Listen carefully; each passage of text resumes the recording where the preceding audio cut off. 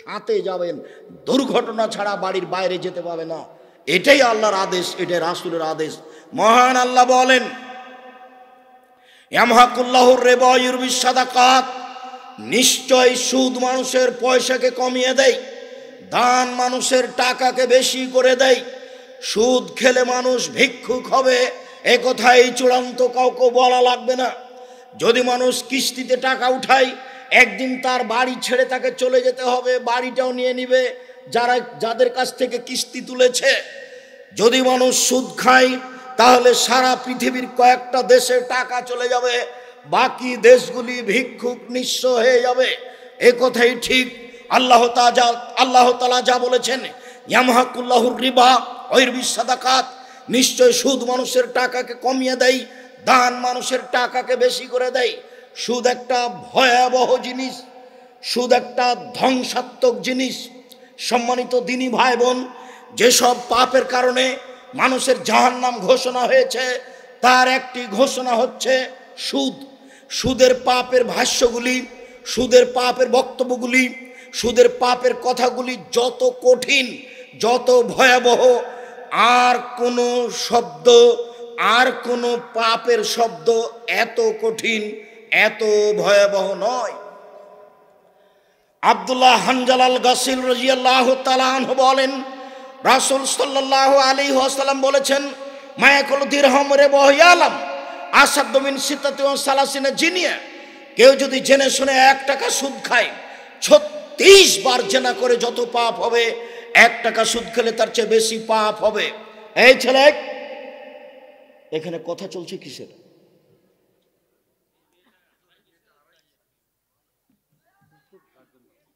চুপচাপ কিছু করার চেষ্টা করবেন। আর আপনারা আমাকে ব্যস্ততা দেখাবেন না, আমার অনেক পথ আছে, আমি কিছুক্ষণের মধ্যেই বক্তব্য শেষ করব। অতএব আপনি আমাকে দয়া করে কোনো কাজ দেখায়েন না, একবারে পাথরের মতো বসে থাকবেন, পাখি যেন মনে করে পাথর। মুখ বন্ধ করে থাকবেন, গল্প তো একটু পরে হবেই। তাহলে এখন কোন শরমে গল্প হচ্ছে, একটু পরে তো হবেই, একটু পরে কেউ নিষেধ করবে না। রাসূল সাল্লাল্লাহু আলাইহি ওয়াসাল্লাম বলেন, কেউ যদি জেনে শুনে 1 টাকা সুদ খায়, 36 বার জেনা করে যত পাপ হবে, 1 টাকা সুদ খেলে তার চেয়ে বেশি পাপ হবে। পাপের জগতে সবচেয়ে ঘৃণিত পাপ জেনা। পাপের জগতে সবচেয়ে ঘৃণিত পাপ জেনা।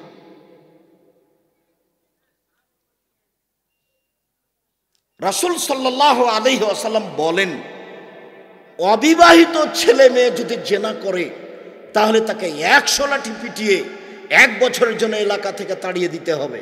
তিনি বলেন, বিবাহ করার পরে যদি কোনো ছেলে মেয়ে জেনা করে, তাহলে তাকে ইট ঢেল পাথর দিয়ে মেরে মেরে মেরে ফেলতে হবে, বেঁচে থাকার কোনো পথই নাই।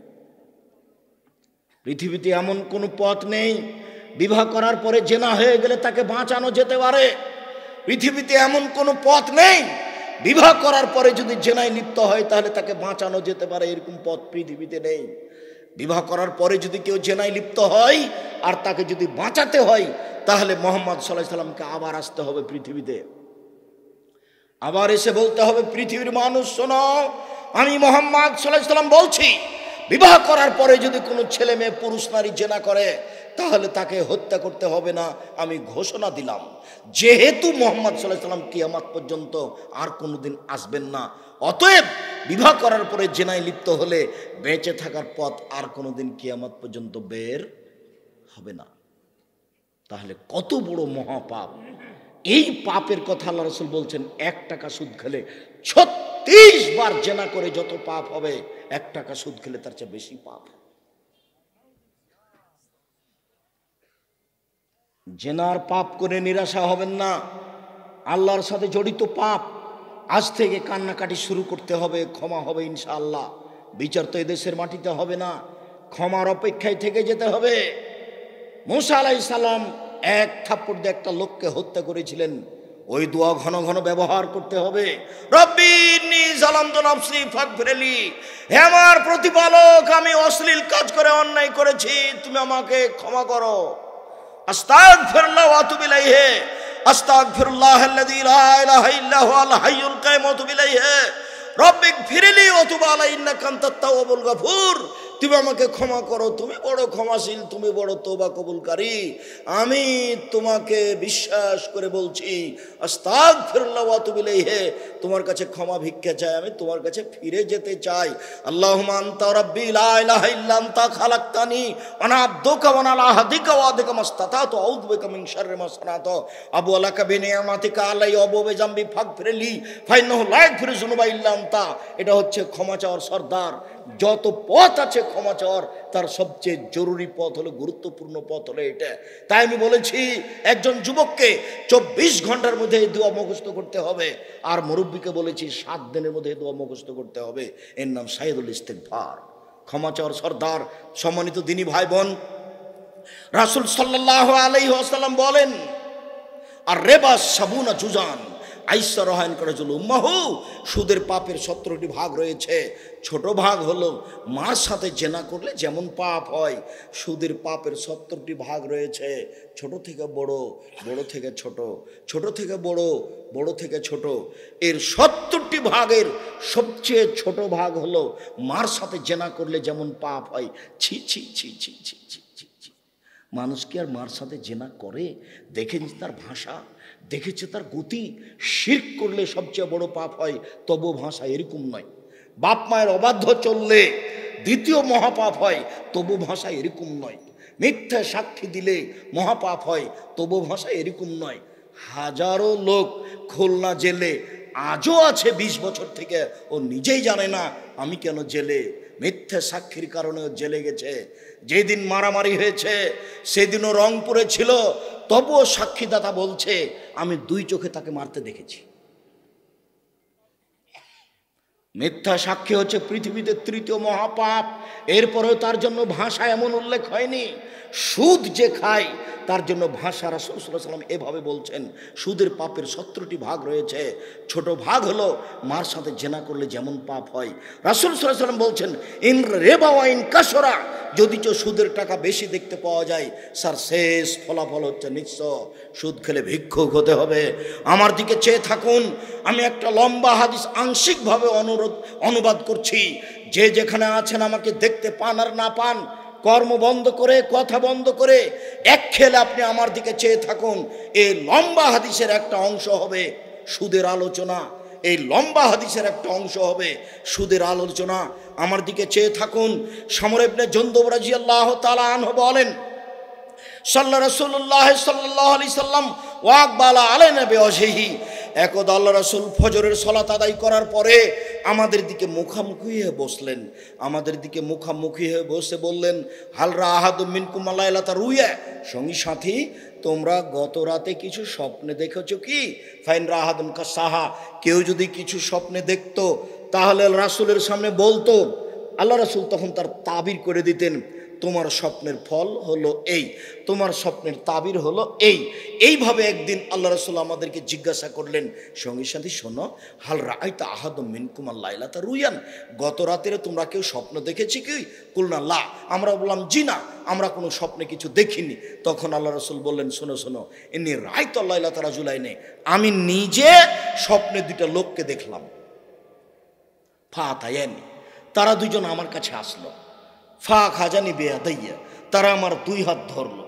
2 হাত ধরে ফাক রাজানি ইলা আরজিল মুকাদ্দাসা, তারা টেনে আমাকে বাইতুল মুকাদ্দাসের দিকে নিয়ে যেতে লাগলো। ফা আতাইনা আলা রাজুলিন, হঠাৎ আস্তে আস্তে একটা লোকের কাছে চলে আসলাম, যে লোকটা বসে রয়েছে। অরাজুলুন কায়েমুন, পাশে একটা লোক দাঁড়িয়ে রয়েছে। অফিহি কাল্লুবুন, তার হাতে একটা বাঁকা লাঠি রয়েছে। ইদখুলু ফি সিদকিহি, এই বাঁকা লাঠি তার মুখের ডান দিকে ঢুকিয়ে দিচ্ছে। ফায়াশুক্কুহু, তারপর চিরে ফেড়ে মাথার পিছন দিকে নিয়ে যাচ্ছে। আবার লাঠিটা বের করে বাম দিকে ঢুকিয়ে চিরে পিছন দিকে নিয়ে যাচ্ছে। বাম দিকের মুখের সাইড চিরতে না চিরতে ডান দিক ঠিক হয়ে যাচ্ছে। আবার ডান দিকে লাঠি নিয়ে এসে মুখটাকে চিরে ফেলছে। আমি বললাম, মা হাজাব, একই দৃশ্য। কালা, তারা 2জন বলেন, ইনতালেক, চলতে থাকেন। ফামতালাক না, আমি কিছু না বলে চলতেই থাকলাম।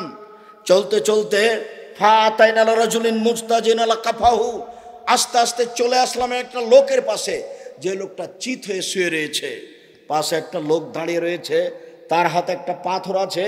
এজদাকু বিরাসাহু, পাথরটা তার মুখের উপরে মারছে। মারার সাথে সাথে মাথা ফেটে চৌচির হয়ে যাচ্ছে, পাথরটা ছিটকে তুলে চলে যাচ্ছে। তাদাদাহাল হাজারো, পাথরটা যখন ছিটকে চলে যাচ্ছে, এ লোকটা পাথরটা আনতে যাচ্ছে, আনতে না আনতে দেখে মাথা ঠিক হয়ে গেছে। আবার মারে, আবার পাথরটা চলে যায়, আবার নিয়ে আসে, আবার মারে। আমি বললাম মা হাজা, এ কি দৃশ্য? কালা, তারা দুইজন বললেন ইনতালেক, চলতে থাকেন। আমি কিছু না বলে চলতেই থাকলাম। চলতে চলতে চলে আসলাম একটা গর্তের পাশে। সেই গর্তটা মনে হচ্ছে চুলার মতো। আলা হুসাইকুন ও আসমালুন অসে, তার নিচের অংশ সংকীর্ণ, উপর হচ্ছে প্রশস্ত, চুলার মতো। নিচের অংশ প্রশস্ত, উপরের অংশ সংকীর্ণ। এই গর্তের পাশে চলে আসলাম। তাতাওয়াক্কাত নারুন, দেখি সেখানে ধাঁধা ধাঁধাতে করে আগুন জ্বলছে। ফাইজা ইরতাফাত ইরতাফাউ, যখন আগুনটা জোরে জ্বলে উঠছে তখন ওর ভিতরে যা কিছু আছে সব উপরে চলে যাচ্ছে। ফাইজা রাজাউ খামেদাত, আর যখন আগুনটা কমে যাচ্ছে তখন সব নিচের দিকে চলে যাচ্ছে। ফিহারে জালুন নিসাউন, ওরা দেখি নারী পুরুষ উলঙ্গ অবস্থায় জ্বলছে। আগুন যখন জোরে হচ্ছে দাদা দাদা দাদা করে উপরে উঠে যাচ্ছে উলঙ্গ অবস্থায়। আবার যখন আগুন কমে যাচ্ছে তখন নিচের দিকে চলে যাচ্ছে। আমি বললাম মা যা, এ কি দৃশ্য? কালা, তখন তারা দুইজন বললেন ইনতালেক, চলতে থাকেন। ফান্তালাক না, আমি কিছু না বলে চলতে থাকলাম। চলতে চলে আসলাম আলা নাহরিন দামিন, একটা রক্তের নদীর পাশে। দেখি নদীতে পানি নেই, শুধু রক্ত আর রক্ত। দেখি নদীতে পানি নেই, শুধু রক্ত আর রক্ত। একটা লোক ওই নদীর মাঝামাঝিতে আছে, আর একটা লোক নদীর পাশে দাঁড়িয়ে আছে। কুল্লা মারা দায়ক রোজা রামা রাজুল ফিফি হে, যতবার লোকটা রক্তের নদী থেকে উঠার চেষ্টা করছে ততবার এই পাশ থেকে তার মুখের উপরে মারছে। এ মায়ের কারণে লোকটা আবার রক্তের নদীর মাঝামাঝিতে চলে যাচ্ছে। এভাবে হতে আছে। আমি বললাম মা হাজা, এ কি দৃশ্য? কালা, তারা দুইজন বললেন ইনতালেক, চলতে থাকেন। আমি আর কিছু না বলে চলতে থাকলাম। চলতে চলতে ফা আতায়না আলা রাজুলিন খাজরা, চলে আসলাম একটা সবুজ বাগানের পাশে। বিশাল বাগান, গাছ খুব সবুজ হয়ে আছে। অফিহা সাজারাতুন আজিমা, দেখি সেখানে একটা বড়, খুব বড় গাছ, অসলি সাজারে শেখ। সেই গাছের পাশে একজন বৃদ্ধ মানুষ বসে আছেন। অমম আওলাদুন নাস, সেই বৃদ্ধ মানুষের পাশে দেখি অনেক ছোট ছোট ছেলে। ও রাজুলুন কারিবুন মিনাস সাজারা, গাছ থেকে একটু দূরে একটা লোক রয়েছে। ইকদুন নারা, তার হাতে আছে লোহার লাঠি। দেখিও আগুনকে উত্তেজিত করছে। এই দৃশ্য দেখলাম। ফাসায় দাবিয়ে সাজারা, তারা দুইজন আমাকে গাছের উপর দিকে নিয়ে চলে গেলেন। ওয়াদ খালেনে দাঁড়ান, দেখি গাছের উপরে ঘর। সে ঘরে আমাকে ঢুকিয়ে দিলেন। মা রায় তো হাসানা খাত্ত, আমার জীবনে কোনোদিন এত সুন্দর ঘর দেখিনি। ফিহা রেজালুন ও নেশাউন ও সিবিয়ান, তাতে দেখি পুরুষ, তাতে দেখি মহিলা, তাতে দেখি যুবক, তাতে দেখি যুবতী, সব ধরনের ছেলে মেয়ে উপস্থিত। ফা আখরাজানি মিনহা, তারা দুইজন আমাকে সেখান থেকে বের করে নিলেন। আবার উপরে চলে গেলেন, নিয়ে ওয়াদ খালেন দাঁড়ান, আরেকটা ঘরে ঢুকিয়ে দিলেন। হে আহসান আফজল মিনহা, পরের ঘরটা দেখি আগের ঘরের চেয়ে অনেক অনেক অনেক সুন্দর। পরের ঘরটার সুন্দর ওর হিসাবই করা যায় না। আমি বললাম আমার জীবনে এত সুন্দর ঘর কোনোদিন দেখিনি। আমি বললাম আখবেরিনি আমার রায়ত লাইলাতা, এই শোনো, তোমরা দুজন আমাকে বলো এতক্ষণ পর্যন্ত এগুলো কি দেখলাম? কালা নাম, তারা দুজন বলেন হ্যাঁ, আমরা আপনাকে সব বলে দেব। এতক্ষণ পর্যন্ত আপনি কি দেখলেন? এক খেয়ালে চেয়ে থাকবেন। আমাদের এই আলোচনাই আজকের আলোচনার শেষের আলোচনা। কাজে আপনার যেন ব্যস্ততা না ধরে কয়েক মিনিটের জন্য। সম্মানিত দিনী ভাই বোন, এখন সবগুলি আমরা ধারাবাহিক বুঝতে পারবো। ওই যে আপনি প্রথমে দেখলেন একটা লোকের মুখকে লোহার বাঁকা লাঠি দিয়ে চিরে ফেলা হচ্ছে, ও হচ্ছে কাযযাব, মিথ্যুক, মিথ্যা কথা বলতো। জীবনে কোনোদিন মিথ্যা কথা বলবেন না। সামান্য ব্যাপারে সুলিও হবে না, ফাঁসিও হবে না। সত্য কথা বললে সুলিও হবে না, ফাঁসিও হবে না। দুই, ওই যে দেখলেন যার মাথাকে ভেঙে চৌচির করে দেওয়া হচ্ছে, ও হচ্ছে আলেম মানুষ, জানা অনুপাতে আমল করতো না। তারপরে দেখলেন উলঙ্গ অবস্থায় আগুনে ধাঁধা ধাঁধা করে জ্বলছে, ও হচ্ছে ব্যভিচার, ব্যভিচারণী। যারা জেনায় লিপ্ত হচ্ছে তাদের অবস্থা হবে এই। উলঙ্গ অবস্থায় জমা লেগে থাকবে যার সাথে জেনা হচ্ছে, তওবা করে দ্রুত আল্লাহর কাছে ক্ষমা চেয়ে নেন। আস্তাগফিরুল্লাহ ওয়া আতুবু ইলাইহি। আল্লাহ ক্ষমা করার জন্য আছেন। খুব অপমান অবস্থা ঘুরে আসছে, ফুলে ফেঁপে বিশাল বিশাল আকৃতি হয়ে যাবে, দুর্গন্ধে কেউ টিকতে পারবে না, তার নাম জেনা। বেঁচে থাকুন। তারপরে যে দেখলেন আপনি রক্তের নদী, রক্তের নদীর মধ্যে একটা লোক পড়ে আছে, এ হচ্ছে আকলুর রিবা, এ হচ্ছে সুদখোর। এক, যে সুদ খাবে সেই রক্তের নদীতে পড়ে থাকবে। দুই, 1 টাকা সুদ খেলে 36 বার জেনা করার চেয়ে বেশি পাপ হবে। 3, সুদের ছোট পাপ হলো মার সাথে জেনা করার সমান সুদের পাপ। অতএব আজ থেকে তওবা করে উঠতে হবে, জিন্দেগিতে আর কোনোদিন সুদ ভক্ষণ করব না। যেহেতু সুদ আল্লাহর সাথে জড়িত পাপ, গাড়ি বাড়ি টাকা পয়সা জমি জায়গা কোটি কোটি টাকা সুদ খেয়েছি, এর পরেও আল্লাহকে বলবো আমার ভুল হয়েছে, তুমি আমাকে মাফ করো। ইনশাআল্লাহ ক্ষমা হবেই হবে, ইনশাআল্লাহ হবে। আর আপনি যে দেখলেন বিশাল একটা বাগান, বড় একটা গাছ, গাছের পাশে একটা বৃদ্ধ মানুষ বসে আছেন, ইনি হচ্ছেন ইব্রাহিম আলাইহিস সালাম। তার সামনে যে বাচ্চাগুলি দেখলেন, এগুলো হচ্ছে হিন্দু মুসলমানের ওই সব ছেলে যারা বাল্য অবস্থায় মারা গেছে। হিন্দু মুসলমান সবার ছেলে জান্নাতে যাবে যারা বাল্য অবস্থায় মারা গেছে, তার প্রমাণে এ হাদিস। এরপরে যে আপনি প্রথম ঘরটাতে ঢুকলেন, ওই যে দেখলেন একজন আগুনকে উত্তেজিত করছেন, ইনি হচ্ছেন জাহান্নামের মালিক। ইনি ফেরেশতা, জাহান্নামের মালিক, উনি জাহান্নামের আগুনকে উত্তেজিত করছে। আর আপনি যে প্রথম ঘরটাতে ঢুকলেন সেটা হচ্ছে সাধারণ মুমিনের ঘর। আর এখন যে সবশেষে ঘরটাতে ঢুকলেন এটা হচ্ছে সোহদা, শহীদদের ঘর। আমি বলি, আমি হচ্ছে জিবরাইল, আপনার ডান হাত ধরে আছি, আর ইনি যে আপনার বাম হাত ধরে আছেন ইনি হচ্ছেন মেকাইল। আপনি একটু মাথাটা উপর দিকে করেন, করলাম। ওই যে সুন্দর ঝকঝকে ঘর, এটা আপনার ঘর। যেমন বলেছেন আপনার ঘর, তেমন আমি বললাম দানিয়াত খোলমান জেলি, তাহলে তোমরা আমাকে ছেড়ে দাও, আমি এই ঘরে ঢুকে যাই। তখন তারা দুইজন বললেন না না না না, আপনার বয়স এখনো পূর্ণ হয়নি, যেদিন আপনার বয়স শেষ হয়ে যাবে সেদিন আপনি এই ঘরে চলে আসবেন। রাহুল বুখারী থেকে হাদিসটি বর্ণনা করছিলাম। সম্মানিত দিনী ভাই বোন, আপনাদেরকে যাওয়ার পূর্বে যেসব বই পুস্তকগুলি আছে, বিশেষভাবে আব্দুল্লাহর ওই রুজির ওপরে রিজিক বলে বইটি সব বাড়িতে থাকতে হবে। আব্দুল্লাহর বই মিন্নাতুল বারি, বুখারীর ব্যতিক্রম ব্যাখ্যা। আর আমার জীবনে একটা সাধ ছিল সলাতের উপরে, নামাজের উপরে বই লিখা, রাসূল সাল্লাল্লাহু আলাইহি সাল্লামের সলাত বনাম প্রচলিত সলাত। সমস্ত দিনী ভাই বোনকে এই বইগুলি সংগ্রহ করতে বলছি। স্টেজে আছে না, কোথায় আছে সেগুলি? ও বইগুলি সব স্টেজেই আছে। রাস্তা নেই, কবর আছে, এই মসজিদে সলাত হবে না, নতুন মসজিদে সলাত আদায় করতে যেতে হবে।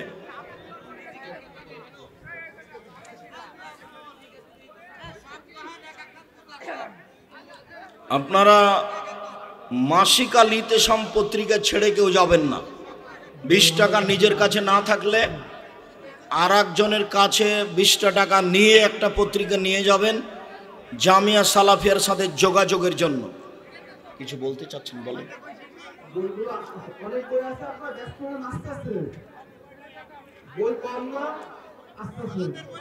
ওস্তাজি, আমরা আপনাকেও ভালোবাসি, ডক্টর গালিব সাহেবকেও ভালোবাসি।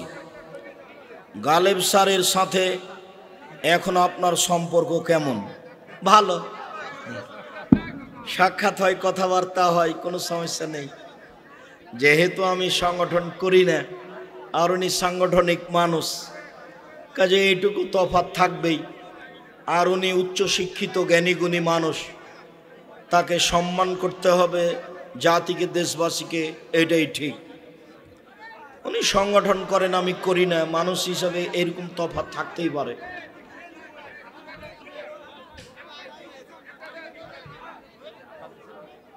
আচ্ছা, যেসব বিয়েতে বেগানা পুরুষ মহিলা একসাথে খাওয়ানো হয়, ওইসব বিয়েতে যাওয়া যাবে কি? জি না। যেসব বিয়েতে নারী পুরুষ একসাথে বসে খায়, এইসব বিবাহে যাওয়া যাবে না। আপনার মাদ্রাসায় সন্তানকে ভর্তি করার শর্ত কি? ভর্তির বয়স কত হবে? ভর্তির বয়স হলো 7 বছর। ভর্তির সময় হলো 1 জানুয়ারি, প্রতি বছরের 1 জানুয়ারি 1 তারিখে ভর্তি পরীক্ষা হয়, সেটা যে বারই হোক। এবার ছিল 1 জানুয়ারি, রোজ শুক্রবার, জুমাবার, একদিনই ভর্তি পরীক্ষা হয়। ভর্তির আগে কিছু জানতে হবে কি? ভর্তির আগে পুরো ডিসেম্বর ভর্তি ফর্ম নিতে হবে। ভর্তি ফর্মের ভিত্তিতে ছেলে নিয়ে যাবেন। তাছাড়া ভর্তি হওয়া কঠিন। 500 ছেলে নিলে 2000-3000 ছেলে যায়, তখন তা নেওয়া সম্ভব, সহজ হয় না। যেসব বিয়েতে চুক্তি করে বরযাত্রী যাওয়া হয়,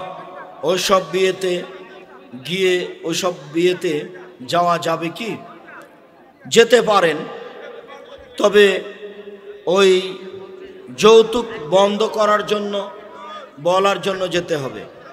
যৌতুক অনেক সময় মেয়ের বাপ নিরুপায় হয়ে, নির্যাতিত হয়ে দেন। আর আমি তো আপনাদের বহুদিন বলেছি, যৌতুকের পয়সা হারাম। ভিক্ষা করা পয়সা দিয়ে চাউল কিনে এবাদাত করলে এবাদাত কবুল হবে। যৌতুকের টাকা দিয়ে চাউল কিনে ভাত খেয়ে এবাদাত কবুল হবে না। যৌতুক টাকা হারাম। যেসব পয়সা হারাম, তার একটা পয়সা হলো যৌতুকের পয়সা। যৌতুক চিরদিনের জন্য হারাম।